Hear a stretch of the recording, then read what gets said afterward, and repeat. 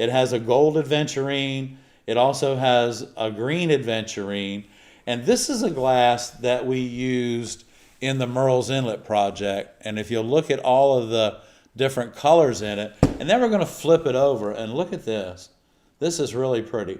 Now it doesn't always cut right, but when you're working with a glass like this isn't the glass that you want to cut really big pieces with.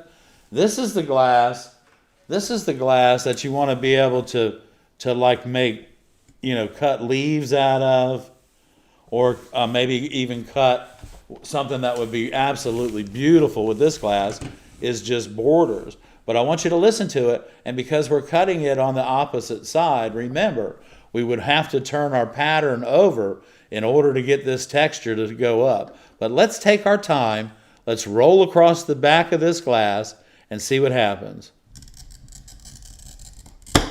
Now, if I came across that really fast, I would have been skipping and hopping all over the place. Now, you can see my score right there, and you can see the aventurine on the back side of this. See it? Here we go. Let's see what happens. Okay. Now, we all know that your Burroughs actually is a really good glass to work with. It's a nice glass to cut, and I want you to see that right there. That's really pretty. So you could take a glass like this that is very intimidating and turn it into something that just really knocks either your customer or your friends' socks right off their feet.